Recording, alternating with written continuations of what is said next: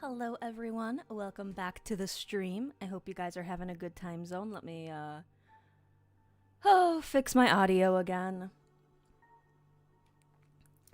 But yes, hello everyone. We are here for episode 5, part 2 of Bean. I'm super excited. I cannot wait to see what happens. Because in this run through, I am currently in a police car. Because I did very naughty things.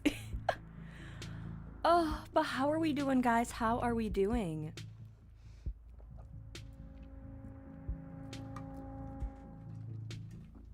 I just had to, like, chug my soup. I thought I would have time to calmly eat it, but no. It takes a while to eat soup, I found out. Took the day off work today. Nice, nice, nice, nice. You gotta do that sometimes.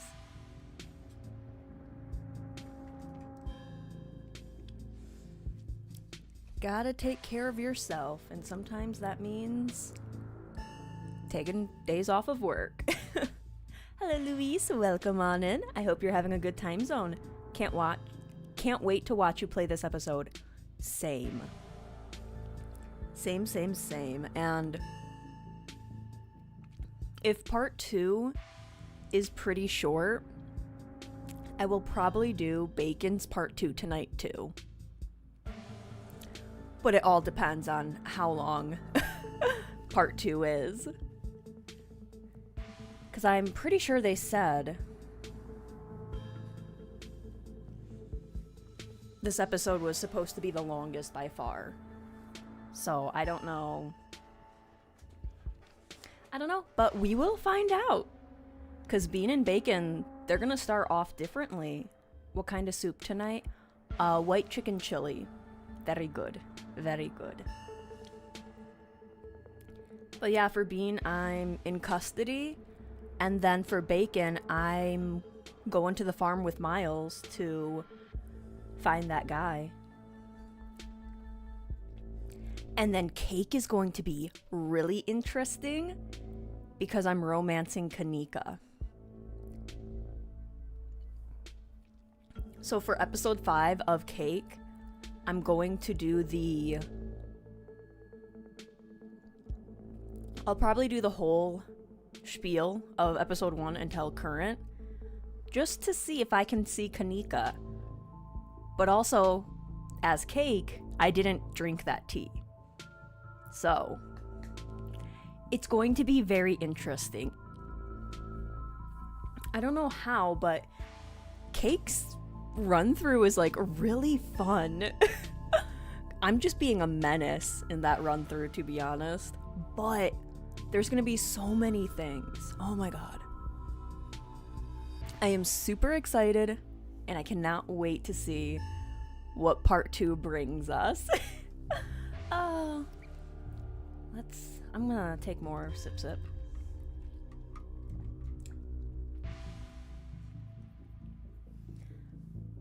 Alright, okay, we'll talk for a little bit more. I do want to jump into the game right away, but I'll wait a little bit, have more people come in, and then we'll jump into the game. I'll be good. I should be speaking for like an hour or so before I jump into a game, but I want to know what part 2 all has for us, you know? Oh my gosh. I was like thinking of so many things and I'm like, oh my god.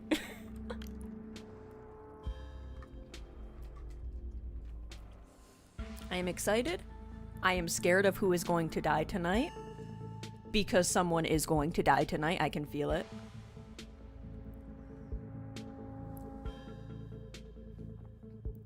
I was a teenage ex-colonist, and it punched me directly in the feels, so now I'm playing Helldivers, because I'm emotionally capable of handling... Because all I'm emotionally capable of handling is make bad guys go boom. Sometimes after those, types of games, you just need kind of feel-good games that you don't have to think much for, just click a button and it happens, you know? I get that. I get that. 1 hour. Yeah, there's like a lot of people who yap for an hour before they start playing games. There are times I've done that, but it was on accident. Hello. I took in too much breath. Hello, Nini. Welcome on in. I hope you are having a good time zone. Guys, if you've seen our new emotes, they were done by Nini, our lovely Creech emotes. She choked when she saw me. I got too excited.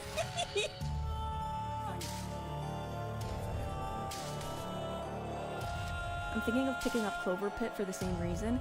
Yes, Clover Pit is a very no-thinky game. But yes, I'm gonna show you the emotes. We have this little one. Well, you guys knew about that one already. This little one, this little one, this little one, and this little one. We have all the little creature emotes.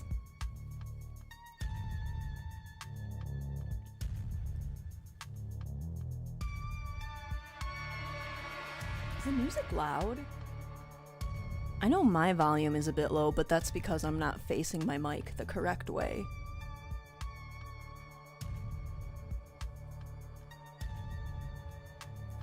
Also, why am I so thirsty? Does soup make you dehydrated?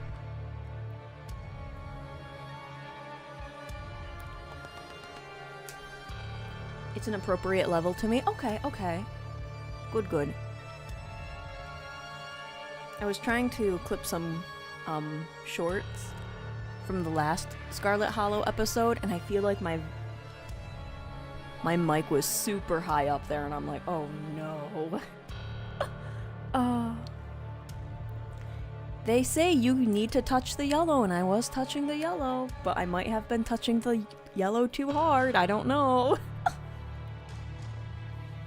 I don't think I can even get up to the red in my normal voice.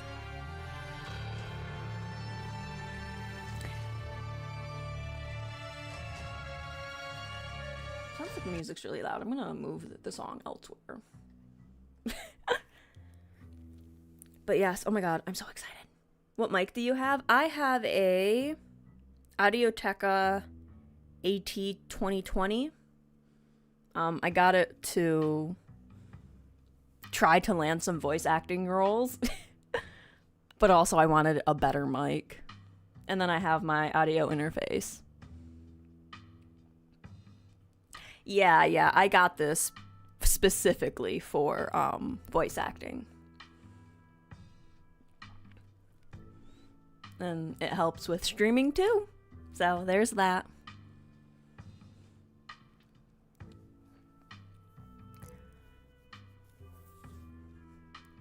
Alright. Is the game... Okay, the game is ready. We did talk for a little bit. I want to play the game, so I'm just going to jump right in. I hope you guys are ready. Okay, oh my god. I'm so excited! I am so excited. I gotta get my Scarlet Hollow color on, hang on. Where is it? Where is it? There we go.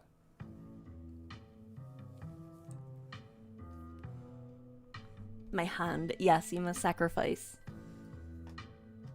your blood for me. Alright. And it's gonna take a little bit for the game to load up. I don't know if it's a Steam issue, but I've been having some issues loading games up on Steam. It's just really slow. Where are you? There you are. Okay. Let me silence the music. And here we go. What? Oh, you tricked me, you tricked me. Hello, Grim. Welcome on in. I hope you are having a good time zone.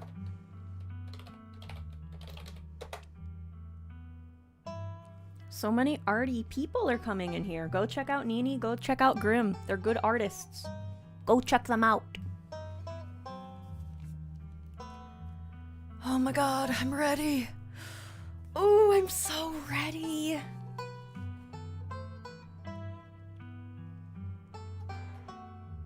I gotta turn down the volume, hang on.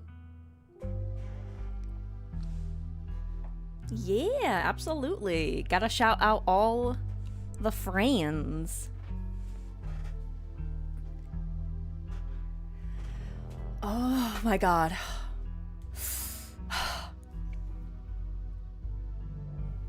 Okay, guys, here we go. I might be a bit too loud. Hang on. Silence me. Okay, I turned myself down a little bit. You were hecking excited. I am ready. Are you, though? Yes. I am ready. I am scared, but excited. Let's go. That's cake.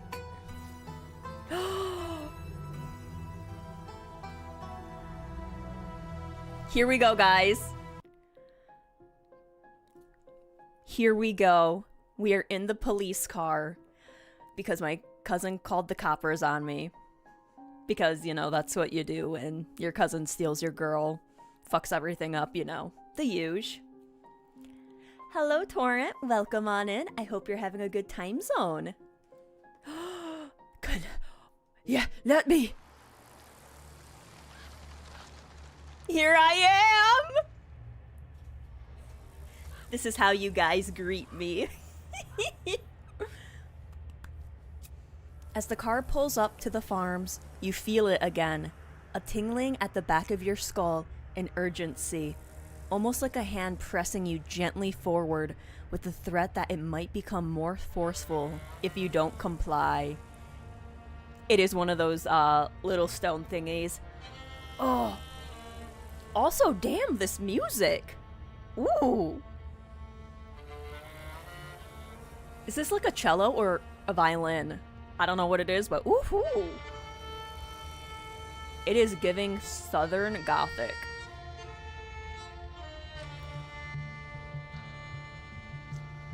Like so... Oh my god. We gotta take this music in. Hang on. I'm gonna be putting this whole episode soundtrack on my YouTube.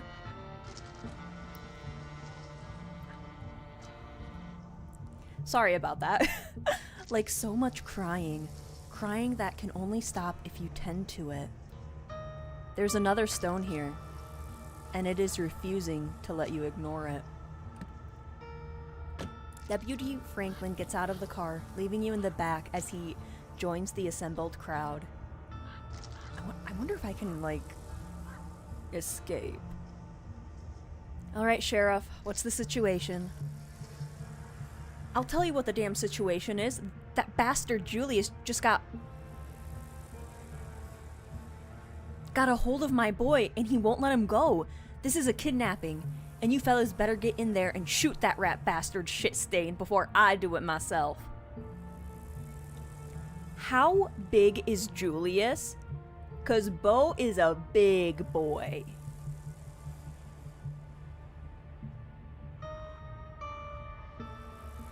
Oh, I have a strength build though. I can fight. Oh. There, now you're up to speed. Franklin, you're with me. Let's head in and get this handled. I better go in first. The son of a bitch has the place all strung up with traps, but I know how to spot them. What do you mean he has traps? I'm not smart in this run through. I'm dumb and I talk to animals. My smart stealth is my cake run through. Oh guys, I'm gonna get hit by all these traps because I'm dumb. I'm strong so I can take them, but I'm dumb so I can't see them. Mr. Calloway, it might be best you stay out here with your wife and me. This is police business now. It's gonna be the first time we see Bo's mom and Duke's wife.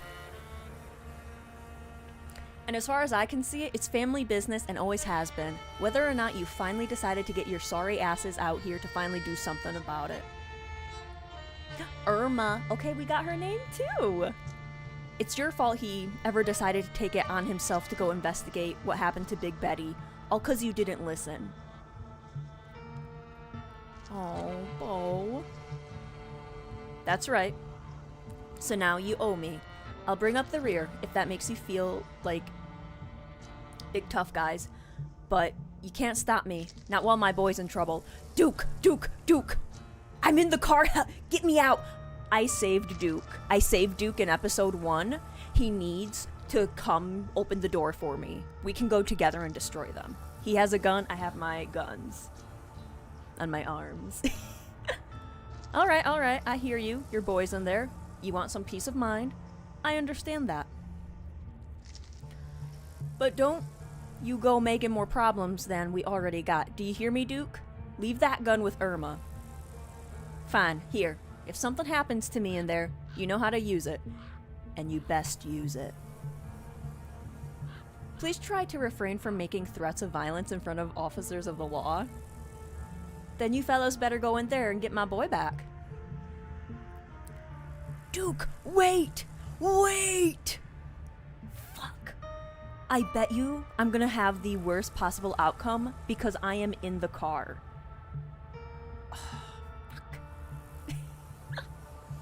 Without another word, the officers split up. Derrickson heads for the squad car, while 3 men start up the hill to Julius's shack. Irma stands on her porch, clutching the shotgun and watching the other house intently. Hey there, Bean. Sorry you had to come along for the ride. We'll have you back at the station soon enough. Sounds like this won't take long to settle. In the meantime, I'll keep you company. The thing calling out to you is starting to lose its patience.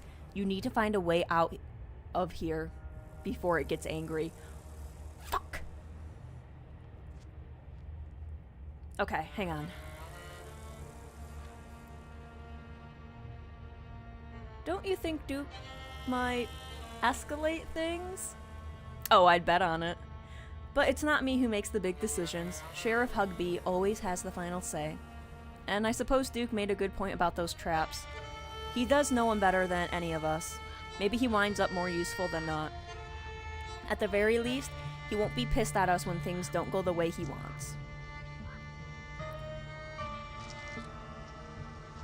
You don't really think Bo is dead in there, do you? Oh, I love that detail. In the mirror. I'd love to be wrong about this. I really would. But Bo's a big man. Hard to keep a big man like that from moving around and making a fuss. And we've seen a whole lot of nothing going on in there. Still as the grave, if you pardon the expression. Could you let me go, please? I haven't done anything wrong. I just stole my cousin's girlfriend, fucked up all her plans, you know, the usual. Oh, I'm sure you haven't. But that's why we're gonna bring you in to answer a few questions, so we can prove as much. And if we see that you really aren't a threat to the town, then we'll let you go, and that'll be that.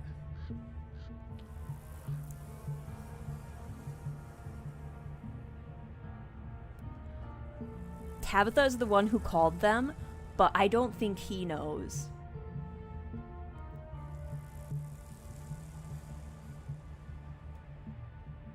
But what about innocent until proven guilty?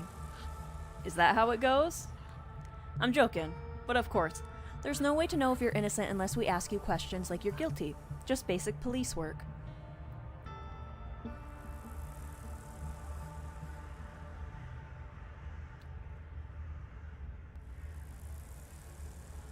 Do I have $100?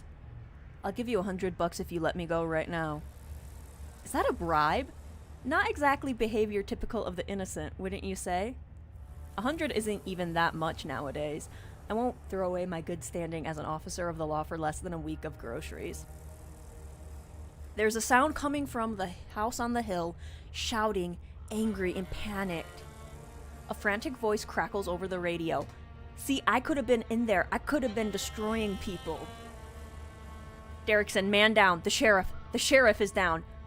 See? I could have been fighting. What'd I tell him? I told him to be careful and follow my lead, and now look at him.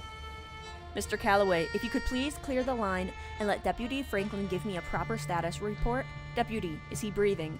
And do you have eyes on Mr. Termaine and the hostage? We're on our way to the basement now. Oh lord, they're in the basement. You better be careful, meathead, if you don't want to end up like you hear an ungodly noise over the radio. A shotgun and then static. Franklin, report. But there is only silence. Damn it, Franklin. Let me out. Let me out. I am the danger. Please. Deputy Garrickson. Oh! I'm sure they'll fix that in the update. Hesitates briefly outside your door as if hoping someone might leave the farmhouse without him getting involved. But after a few seconds, he's heading up the hill, yelling something to Irma. Wayne is here to save me. He's like, you dumb asshole. I swear to God, I am saving you. Every episode. Yes! And then a figure appears outside of the car door. A moment later, you hear the click of a lock. Time to go.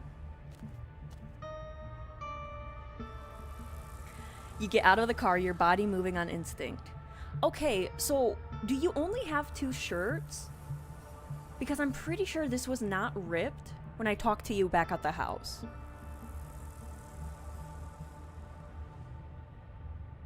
But oh my god, guys, Wayne saved me. He's not even gonna save me in my Wayne romance run because I didn't get fucking arrested. The stone is louder outside. Its song is buzzing in your ears, drowning out the world, calling you up the hill towards the old farmhouse. I'm assuming that one. Come with me. It's 2 strong people. Come on. Will you come with me? That's all you're able to sputter out. The buzzing drowns out your words. You can almost feel it pulling, your feet aching to move. Wayne reaches out, touching your hand. His fingers are stiff and hot with infection. Are you dying? I'm sorry, Bean. It's more dangerous for me than it is for you. I can't. Okay. I thought we were friends.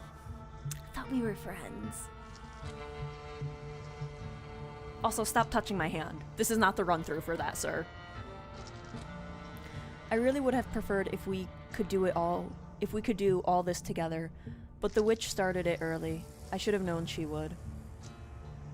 The handcuffs? Oh, you're taking the handcuffs off me. You're not holding my hand. The handcuffs fall from your wrists. You weren't paying attention to what he did to make that happen, because it doesn't matter. You have somewhere to be. But she's at her most vulnerable now, and she won't be expecting you. So go on. I'll be watching. Nothing bad is going to happen to you. Wayne, let's be real. Someone is going to die. Let's be real. Also, Irma, do you not see us conversing over here? He gives you a hard shove! And then he's gone. What if I fall on my face and break my nose and pass out? Also, hello, Mickey. Welcome on in. I hope you're having a good time zone. But you're interrupted by yet another car pulling up at the scene. Oh my god, who is it? Oh. Oh, wait, I'm not flirting with her in this run-through. Also, I don't think I can flirt with her in this run-through because I don't have hot. Irma Bean, I got paged by the sheriff. What the hell is going on here? Where are all the cops? The talking is just noise. Their words don't matter. There's a humming in your head, almost like a voice. One you can just barely make out, but you know it will be clearer the closer you get to the stone. Hello, Bixie. Welcome on in. I hope you are having a good time zone. No flirting.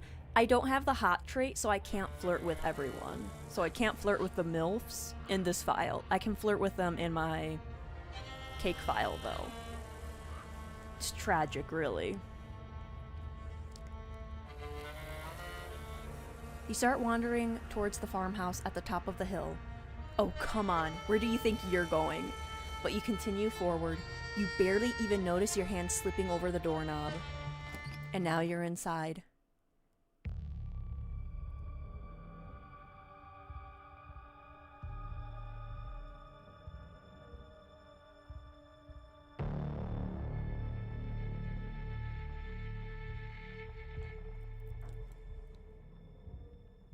Guys, I don't think the sheriff is going to survive. Also, this music.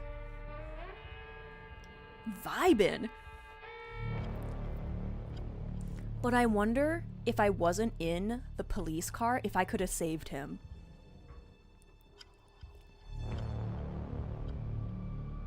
Also, no! Dr. Kelly, get out of here! You might die! Sheriff Hugby dangles in the middle of the room. An axe attached to some strange mechanism in the ceiling is embedded in his face, holding up his corpse in an intimidation of life. So it just said corpse. He is 100% dead. I think you got something in your face. Yeah. He's got something there, all right. Jesus. Girl, get out before you die. I've played this game. Someone is going to die or multiple people are going to die. You gotta get out of here, girly pop. Don't move, Doc. This place is a damn death trap. Also, you guys know how I said I could survive these traps? I don't think I can survive an axe to the face. I might have the strength build, but I don't think I can survive that. Past the body, you can see a giant pumpkin through the door to the garage. Cracked open, its guts strewn across the floor, seeds dotted across the hardwood like a trail of breadcrumbs leading to the basement stairs. There's Big Betty. What the hell is going on here? Damn it, Derrickson. We don't need all these bodies to look after. Franklin already nearly got himself shot. Duke, come on. If you could refrain from any further interference in the police activities. Without my interference, you might have had 2 dead officers to deal with. Now, if you'll excuse me. My bacon run through, Duke is dead. We're gonna have 2 dead officers in the bacon run through. Shit.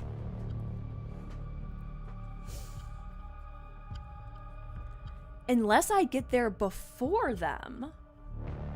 Okay. Franklin, how's Bo? You got eyes on him? The officer's voice calls up from behind the wall of roots blocking the basement door. Yeah, he's Oh no! Oh no! I think I know what's happening with Bo, and that's why he can't move. We're trying to help. Avery? Is that Diner Kid? I should have known. You and Julius have been conspiring, haven't you? What'd you do to my boy? Everybody shut up. Damn it, there's no signal in here. I'm going to step outside. No one else better die while I'm gone.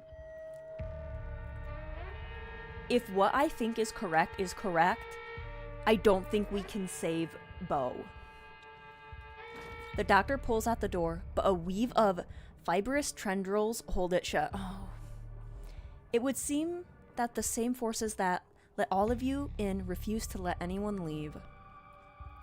Are we stuck in here? What the hell are we supposed to do now? But you already know what to do. I gotta go touch that stone.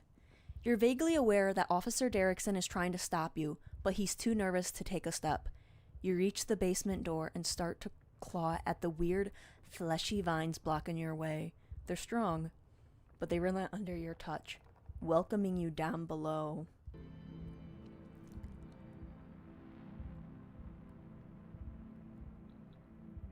Holy shit, it's right there. Who the hell? And that's Julius. So you tried to undermine me, witch. I should have known you tried to find a way around the rules. You've trapped the town. This isn't what any of us wanted. You should nullify the deal before this gets worse. I think this is Sybil. Just based on the hair and that lip, this might be Sybil. But I don't know. She did talk about her being young and like gathering stuff in like the forest. I think that is Sybil. Not only that, but like with her back turned, she has some sprites that have her back turned. I think that is Sybil. I'm just unhappy. I didn't think something like this would be so opinionated. But I have a plan to placate it. If it wants a less broken body, it can have one.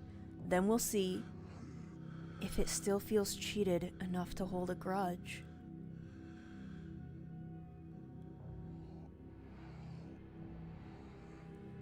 It's not too late, Enoch. You can let Eddie have the baby, and your family can go back to normal, happy and unburdened.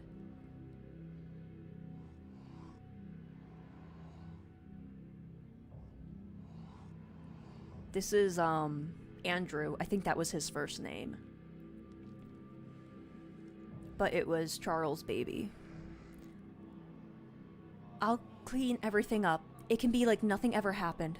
I'll leave town. Manipulative hag. That's what you wanted all along, wasn't it? This whole ordeal was just an opportunity for you to have access to it. Well, I know better than to hand an ounce of power over to you, Verena. Hey.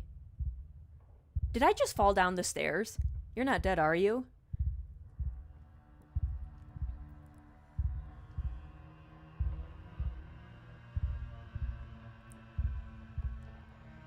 Which? Verena? Who the fuck is Verena? Only which I know is Sybil. As if she hadn't fucked up this enough. She got another thing coming if she thinks she can go back to our deal. Back on our deal now? I'm getting what she promised me. Whatever she sent you for, I'll shoot you before you do it. So don't even try. Hey now, nobody has to get shot.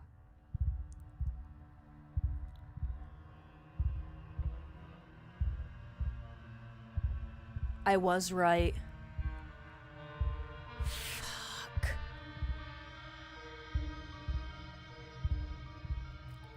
Shit. Your vision finally focuses and your mind is once again your own. Mother, did you move? Get. Avery watches you furtively. That thing keeps moving. From across the room, the man, Julius, holds a gun in a silent threat. Franklin sits hunched in the corner, his expression icy and unreadable behind his glasses. And in the corner is Beau. Something is attached to him. The source of the awful noise. It stutters with pained inhalations. Beau is still breathing, but he doesn't look well.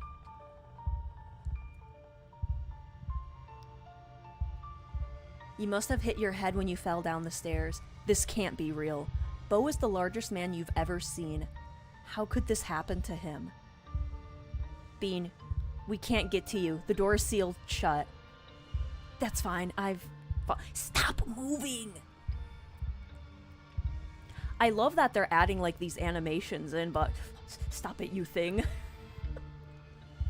Even as she yells to you, her voice is faint, barely audible behind the now thickened roots and vines that block your escape. How's boy? How's Beau? How's my boy? Let's bring Bean up to speed, Julius. She looks a little shell-shocked. I just fell down the stairs. Where do I fucking begin? Alright. So the witch, I caught her doing some shit she shouldn't have been doing, and she offered me a deal if I kept it to myself. Always wanted to raise a boy of my own. God never saw fit to give me the chance. She gave me the means to right the injustice.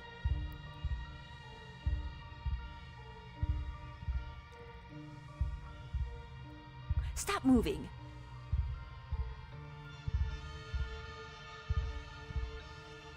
So...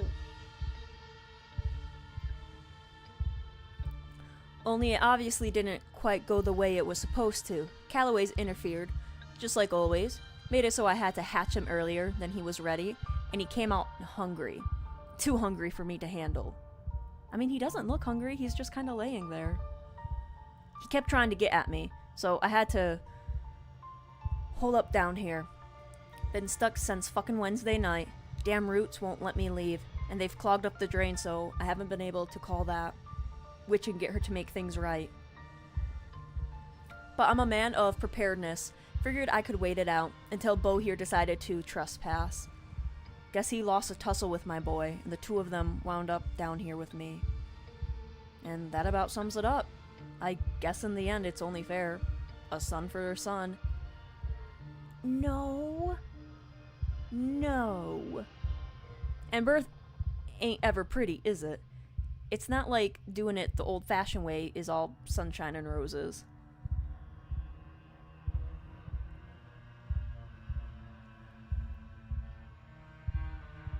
I've been keeping quiet about this, but would this be considered MPreg?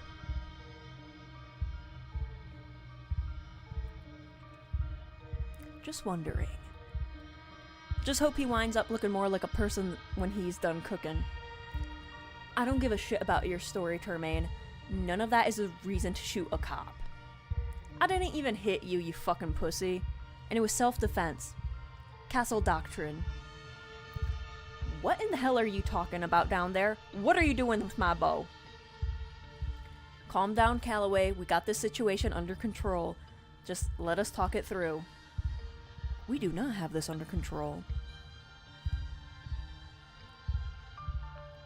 Hang on.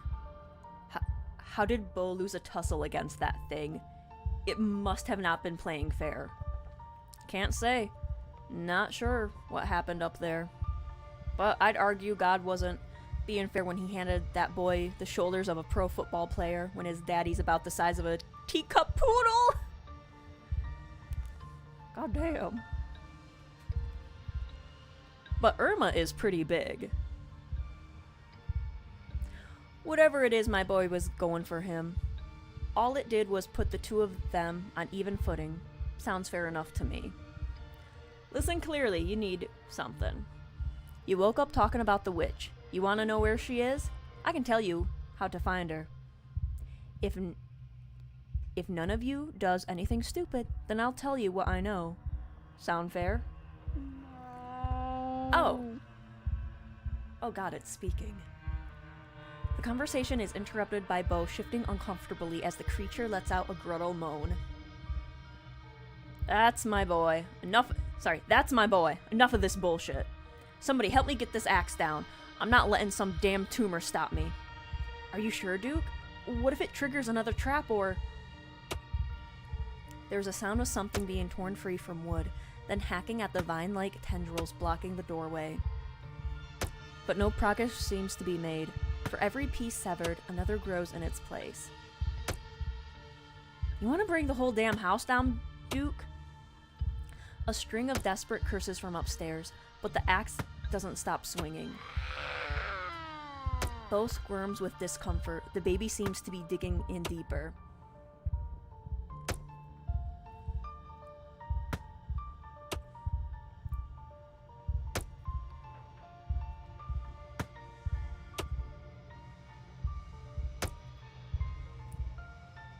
Is there really no way we could separate him from Bo?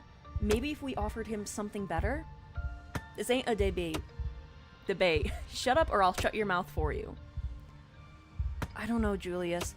I think there's something we're missing, and if Bean thinks so, too. Maybe it's worth talking about again. That's why I'm here in the first place, right? To come up with another solution?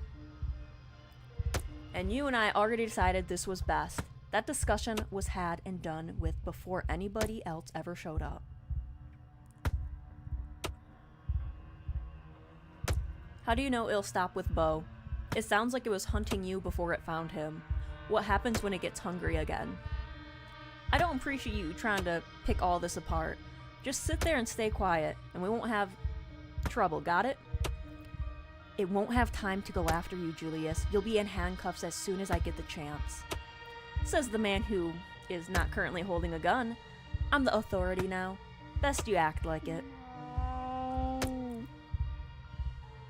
Bo twitches, his skin blossoming with fresh bruises as the thing takes more of him. Shit.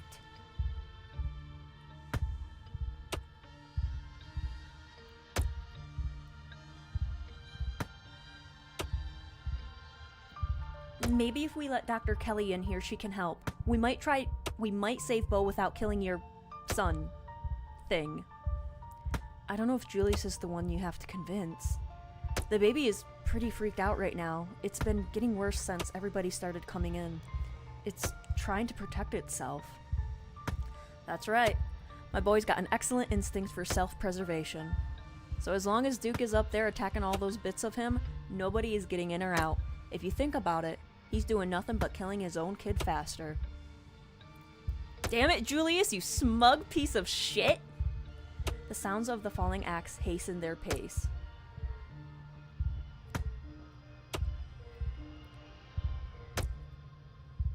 What are the terms of this deal you made with the witch? When I caught her, doing what she was doing, she offered me this ritual thing in exchange for my silence.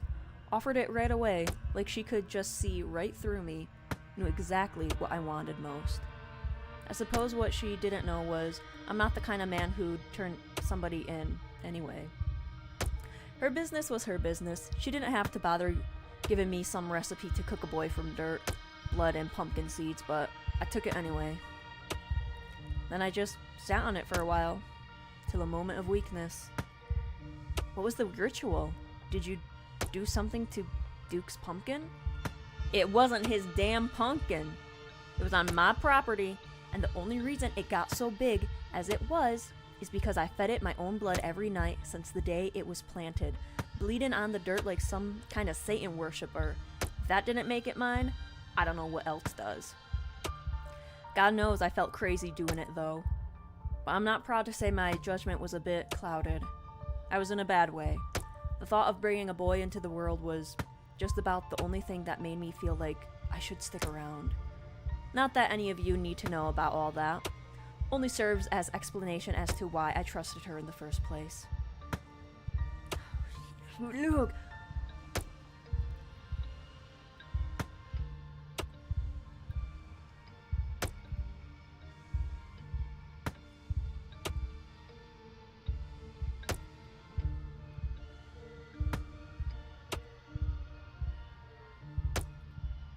There's so many things I want to do, but I think we have like a limited amount of things we can ask.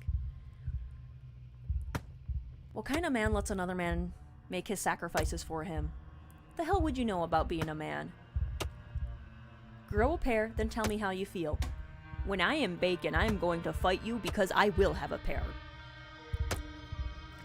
You know, I'm a man, Julius, and I think you're a coward. Correction, Franklin. You're a pig, not a man. You sold your soul for some donuts and a shiny badge. You know, Julius, I think Bean might be onto something. It's about connection, you know. You're having a stranger make the connection that should be yours. No. I'm not getting guilt-tripped into dying today.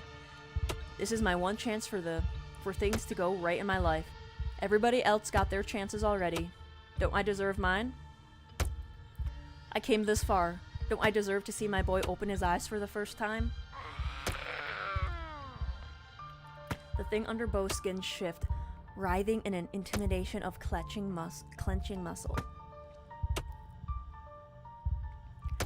Crap.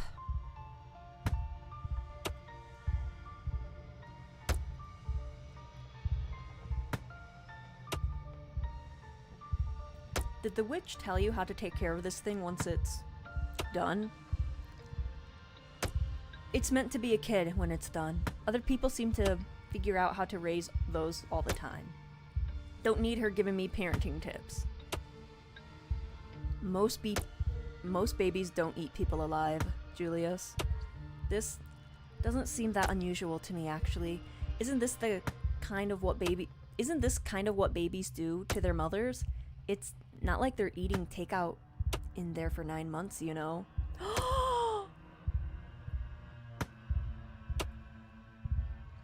We gotta figure something out. Exactly what the kid said. Shit. You said you know how to get in contact with the witch. That I do.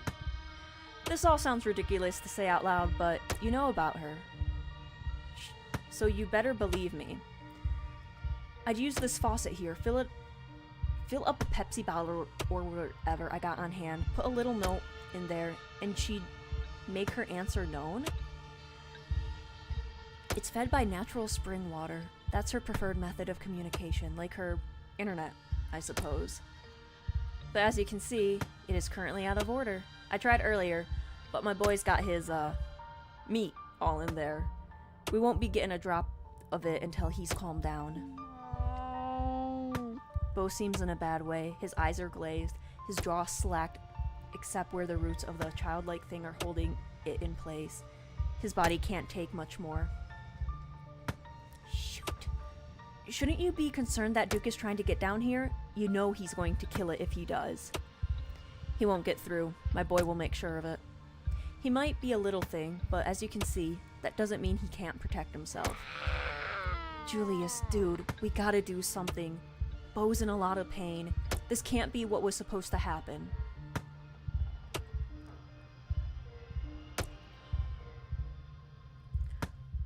Alright, I guess I'm getting up and destroying this thing. Alright, here we go, guys. The waiting brings you to your limit, and then it brings you past it. You move quickly, diving across the small room, scooping up the shears on the floor as you zero in on Bo, and the thing slowly eating its way through him. Hey! Hey! The shears come down on the thing, piercing its unnaturally soft chest. Bo's stolen blood pours out of its orifices in a thick sludge. Bo gasps as if it's him you've stabbed. The thick veins under his skin expand, writhing. No! You'll pay for this. You whirl around to see his gun trained on you, your heart freezing in a split second of utter terror. But Deputy Franklin seizes his moment. He lunges for his gun, grabbing and aiming all in one cop movie motion, turning Julius's attentions away from you. 2 shots are fired, so close together it sounds like an echo. Also, hello Wolf, welcome on in. I hope you're having a good time zone.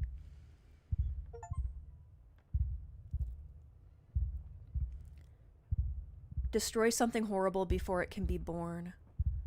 You scramble back against the wall. The aftermath of the momentary violence comes to focus, your ears ringing, muting your surroundings. Survive a standoff after multiple shots have been fired. The baby isn't moving. Bo, in contrast, shows clear signs of continued life, shifting uneasily despite the veins still embedded in his skin. And the 2 men, Franklin, gasping his last, bleeding profusely from a wound in his neck, and Julius, a clean bullet wound on his temple, dead already. Can't see. Is he dead? He's dead.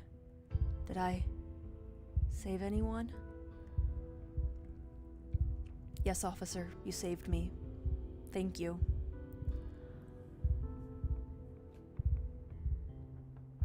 Franklin doesn't say anything else. He slumps, his chest no longer gasping, any desperate sips of air through his mangled neck. Finally, the veins slacken, the womb no longer needing to hold itself together. Now the thing it was feeding has died, along with 2 of its prisoners.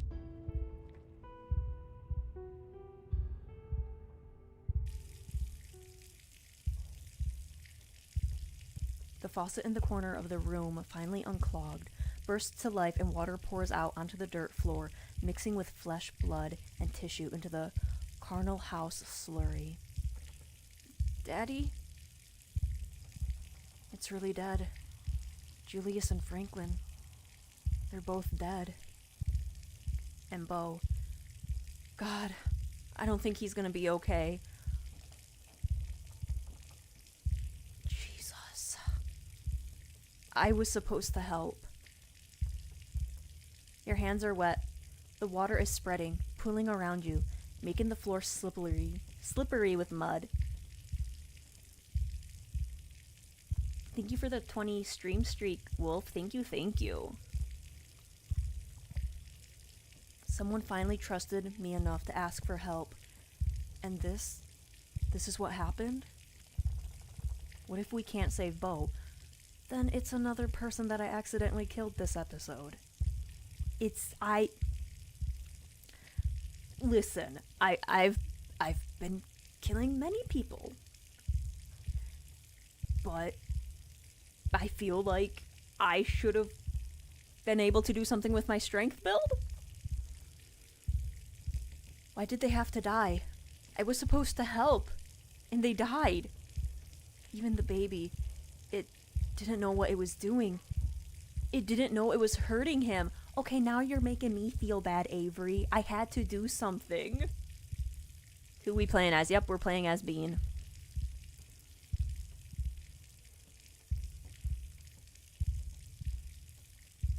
No, Avery, don't do this to yourself. I'm the one who went for it. But I'm the one he called. I'm the one he asked for help. The water is suddenly much higher. It rises up past your ankles. He trusted me. He had faith that I could fix things. It was my chance to do something right. And instead, I just sat here and watched everyone die. Duke finally manages to push his way through the vines at the top of the stairs. He rushes down the steps, Dr. Kelly following close by, her eyes wide with horror at the scene in the basement. Oh God, what happened to him? Bo, what have they done to you? Bo, can you hear me? Am I getting a checkup? You sure are. You sure are, Bo. Stay with me. I'm sorry, I tried. What do you mean you're sorry? What did you have to do with this, you freak? Did you help that rat bastard? Did you lure my boy in here? Let's get the hell out of here fast before it floods. It's up to your chest now. There's no denying it. Hello, we need to go.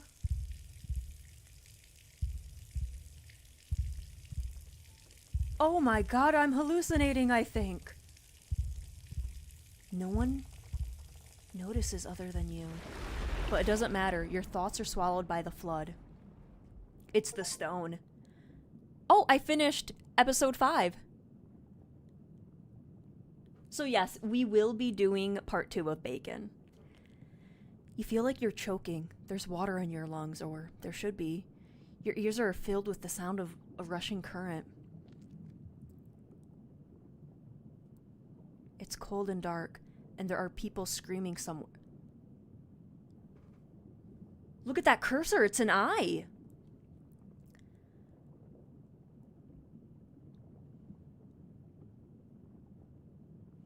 There are bodies in the water with you. They're all dead. 1,000 corpses, 1,000 homes, all torn to pieces. But the flood recedes. It hasn't happened yet. You are the mother of a daughter, and your daughter has told you about her terrible dream.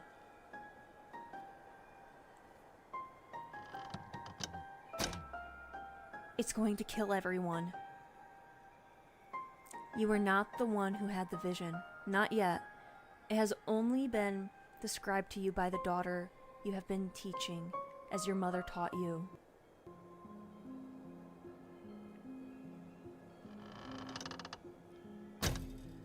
You're the only one who can stop it, Mother, but you won't be strong enough.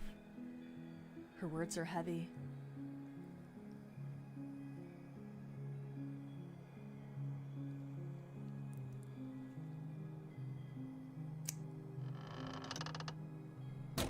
No, Mother, I've seen it. You will try to stop it and you will die.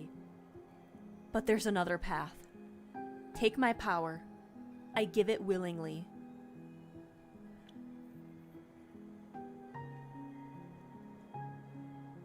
But I want you to be your own person. I can't do this to you. I can't lose you. You will lose me in any path but this. If we do nothing, we'll die with everyone else. If we flee, I will have the weight of 1,000 lives on my shoulder. I couldn't leave. I couldn't live. I would be lost either way. This is the way it must be. I can reject or I can accept. Let's...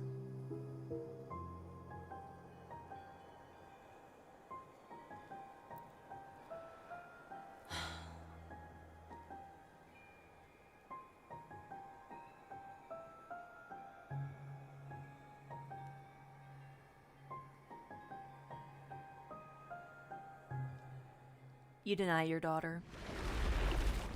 The flood comes, and despite your best efforts, the village is swallowed, 1,000 bodies and 1,000 homes. But that's not how it happened. This has already come to pass, and there is no changing it now, no matter how much you might wish it had all gone differently. Accept and take your daughter back. You accept your daughter's decision. She is not the child she once was, and there is a confidence in her that you have no choice but to respect. You take her back. Her power becomes yours. The flood does not come. The village is saved, and no one ever knows the sacrifice that was made for their lives. No one but you. Years have passed. You outlive everyone you used to know. You move on. You meet new people. You start a new life. You have another daughter. This time, the vision is yours. The piece of your first daughter that lives in you shows you what is coming. Rotting bodies in the street, the smell of sickness on the wind, church bells ringing for an endless parade of funerals, an entire city whose gates will never reopen, everyone inside the walls falling to the curse of the plague. You are among their number, your body no longer strong enough to heal even itself. You are not enough to stop it. Not as you are. There's another path, a narrow thread. If you were stronger, you could tug at it and unravel the tapestry of the future. Mother, what's wrong? Your daughter will never be as strong as you are, not after what you had to do, but she still carries in her some strength. Enough. You tell her what's coming. You explain what she has to give up, what you both have to give up. You love your daughter, after all. You will miss her, as you miss your first daughter. She's angry. Even when you try to explain that she will be a part of you, that she won't die, she cries, and she tries to run away from you. Fate is attempting to cut its loose thread.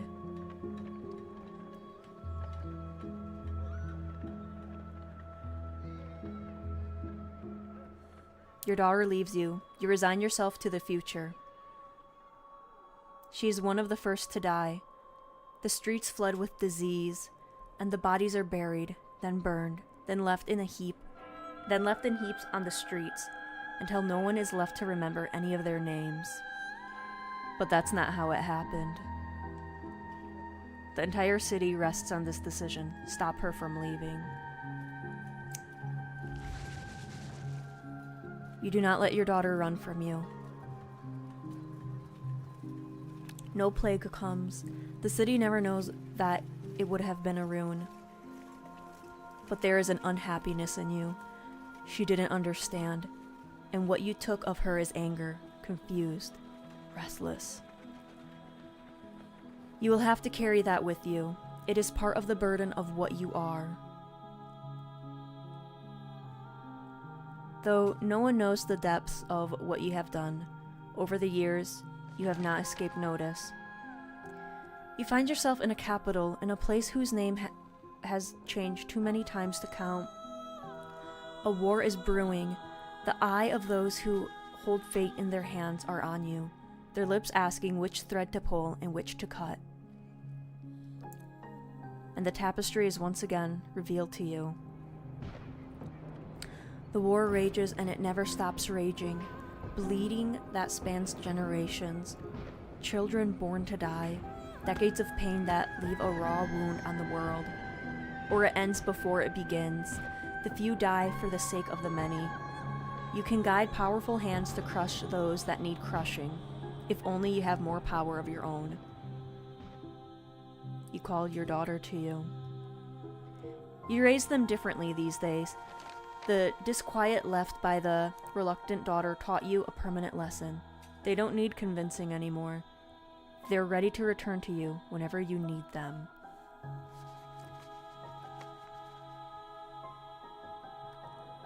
It's going to make me do this, but I still want to fight.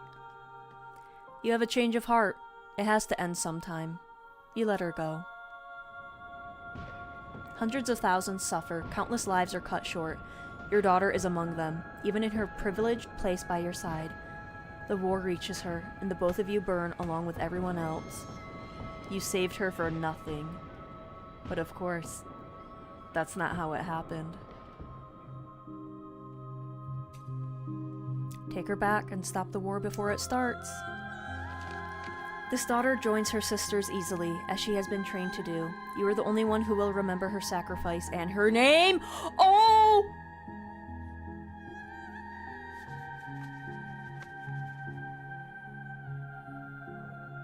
I know what's happening. A small rebellion is crushed before it becomes a revolution. The people in power are happy. You leave. You don't want to see any more visions of war. You set your sights on a place where there are no kings. And yet, even an ocean away, power finds you. A man with aspirations. Anyone can hold power here. You have discovered if they're vicious enough to want it. The hunger in him senses the power in you, and for a time, you humor him. You allow him to give you a life of comfort, you and your daughter. You don't see a future where he ever grows more powerful than you can manage. Not until the vision comes. A war like none the world has witnessed. A fledgling nation devoured in the nest. A man who sits on a throne where none was meant to be. The world under his cruel fist, bowing to its crushing weight. The very ocean stained red by his influence. He is already on his way. You realize too late. You have been too close to him to see it. Your choices have already been narrowed. The war is coming whether you strike now or not. The loose thread sticking out from a mass of blood, with you too weak to grasp it. But you have a daughter. You always have a daughter until you don't.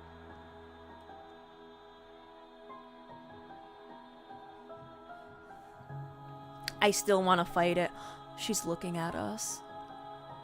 I'm gonna still try to fight it. Of course you are. But the world needs you. You can't let it end like this. The part of you that is your first daughter can't let you. Take her back and erase the man before his name can mean anything. She joins her sisters, as is her destiny, and you remove him from the world. The hole where he is filled by lesser men, none of whom remember whose shoes they're stepping into, and none of whom can hope to command the way he would have. Blood is spilled, less blood, but you still feel every drop. You hide yourself away from the world. You and your daughter. The visions still find you, but here, they are small. The decisions simple. You make them all the same, helping where you can. A storm halted, a conflict settled. Until one day, when you are shown a dark pit. Splintering wood, debris trapping everyone inside, bodies burning as the very rock catches fire, children screaming as their flesh bubbles, then silence as lungs fill with smoke. You know the choice that lies in front of you. She joins her sisters. Make every incorrect choice while retelling the past. She joins her sisters, as so many have before her. The disaster is averted, lives are saved, and you have another daughter. But that's not what happened. Oh my god, I did mess them all up. Not this time. You take your daughter's hand and you look her in the eyes. They're green, like yours. You don't want to do it this time. The Shaw Mines. You stare out over the hills together as a plume of smoke rises into the air, but you can't hear their screams from here. You assume you will die one day, like anyone else. After all, you're long past due. Maybe you'll be lucky enough to know your grandchildren before you go.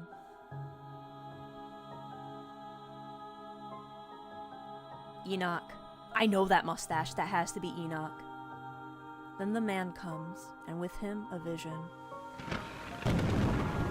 He has already decided he is bringing something here, something ravenous that doesn't belong, but that has been pressing at the edge. That has been pressing at the edges of your world, trying to find a way in. It has its way now, whether you help him or not.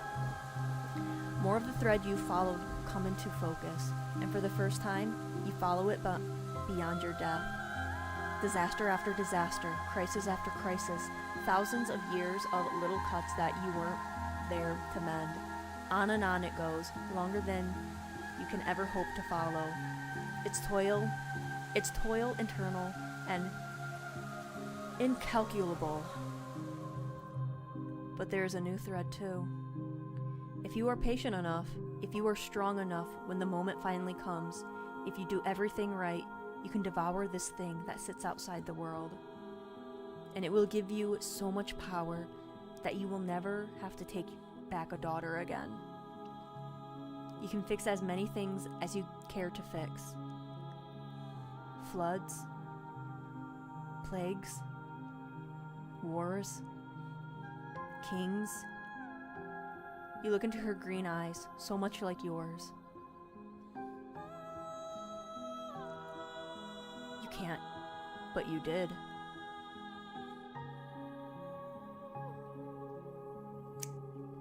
You welcome her back, and you have with every daughter before her, and you help the man.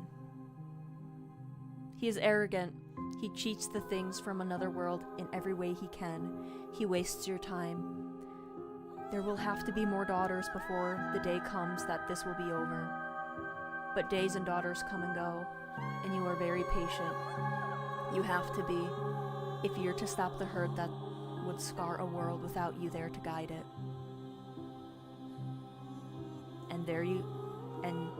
And now you are here, on the cusp of the end, the final daughter. That's why we can't remember Kanika. That's why we can't remember her.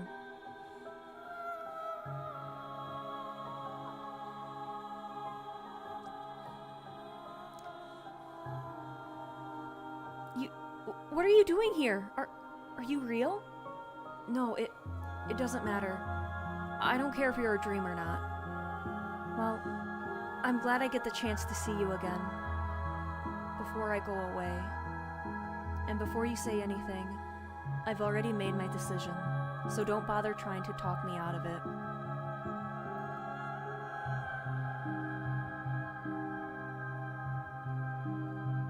Where? Wait, is this me talking to Kanika?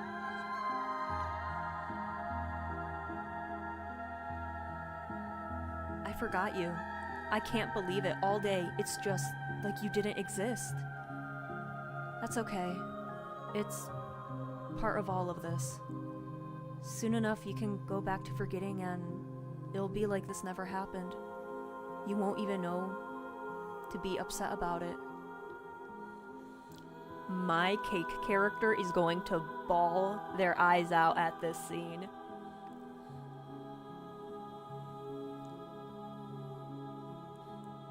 What is she actually trying to prevent? Do you even know? That thing that Enoch brought, whatever it is, breaking out and causing havoc, And all those disasters my mom would be able to stop if she takes its power for herself? I'm so much smaller than all of that, but in this moment, I can be what stops it. I can be big enough. My life can be meaningful. What decision? Did you not just go through that whole life story thing? Was that just me? Look, I'm going to do what I was born to do. I'm going to save lives, Bean, more than most people could do in a lifetime. Do you really feel like you have to sacrifice yourself for your life to have meaning? Working a shitty little general store in a dying town? Yes, I would call that pretty meaningless. And I think you and I both know I wasn't going anywhere in life. Sure, I told myself I'd be getting back to school, but it's not like I was working hard to get out of there, or I would have just sold the store by now. But I didn't, because some part of me knew I had to be here. Now I know why. How do we know any of that really happened? Doubt all you want, but I'm not taking that chance. Because if I turn back now, I'll know everything my mom could have stopped will be my fault. You don't have to do this, Kanika. Yes, I do. You saw what's going to happen if I don't. What am I supposed to do? Go back to my normal life after this? Knowing how many people are going to suffer through the generations because I was too selfish to save them? How could I ever live with myself? Oh my god.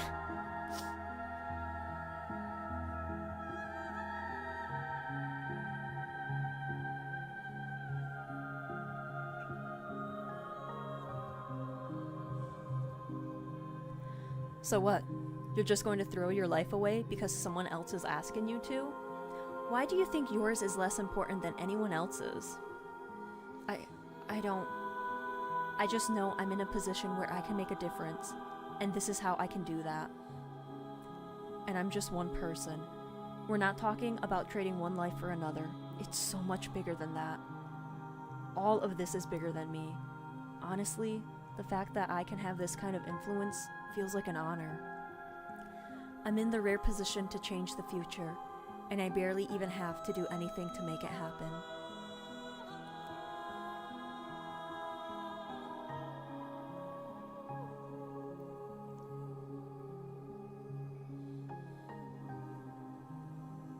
She's going to erase you from existence. That's worse than death. No one will even know what you did for them. I don't need people to know. I'm not doing it for people to like me or anything. Though I guess it still makes me a little sad to think about. Everyone wants to be remembered after they're dead. It's only natural that I'd be feeling a little cheated that even my closest friends are going to go on with their lives, completely forgetting about me. She pauses. The weight of her statement seems to settle in.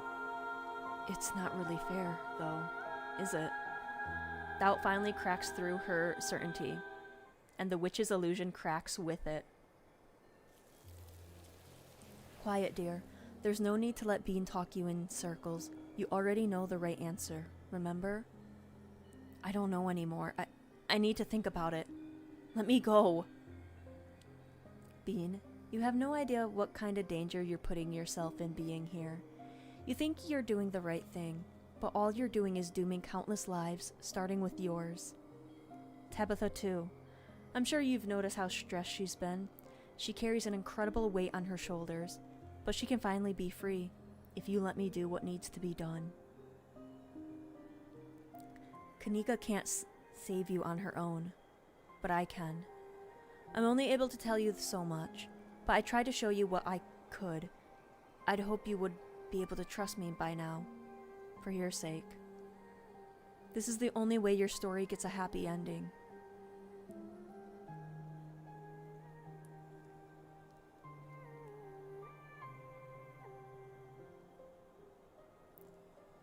So it's her life or mine. Is that what you're saying?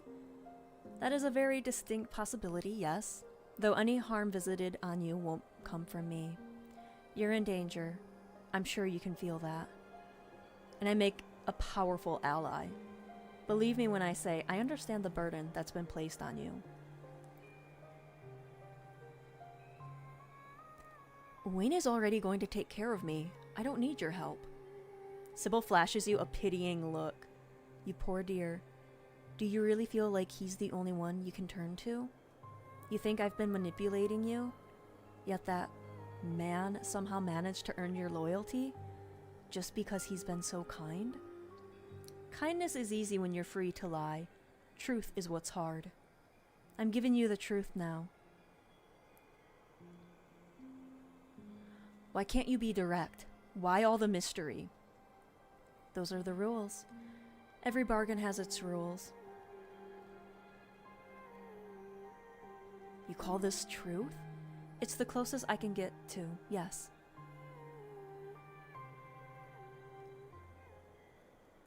You take Kanika's outstretched arm and pull. Stop. You don't know what you're doing. Kanika, please. You understand. You understand how important this is. I don't think I do. I only understood what you wanted me to understand. You didn't let me think any differently. Well, I'm thinking differently now. I'm getting the hell out of here, and I'm taking Bean with me. At her declaration, the dream around you starts to waver. It's losing its shape. No! Come back! But it's too late. The illusion is coming apart. The world shifts nauseatingly around you. You feel like you're being buoyed upwards, ascending rapidly, reality rushing to meet you until you finally surface.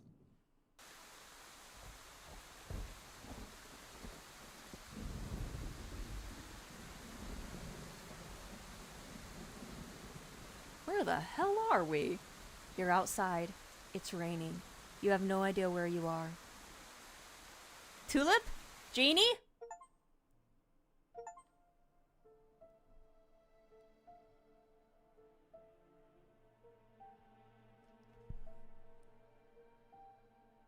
So we saved Kanika. But what are the consequences? This is the end of episode 5. Only one major content update remains until the story reaches its conclusions in the final chapters.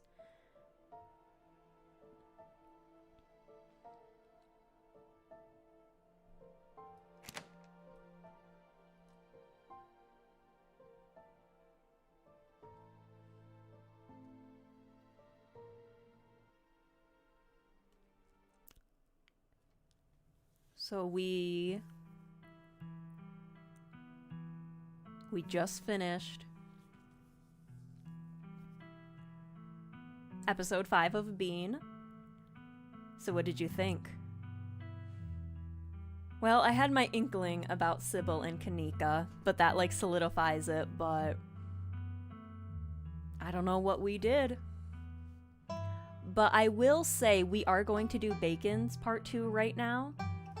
So if you are on the YouTube, I am going to switch over to the Bacon one. So it is going to end right here, but the Bacon one will start shortly. So I will see you guys in a little bit. And Twitch, you're fine. You are a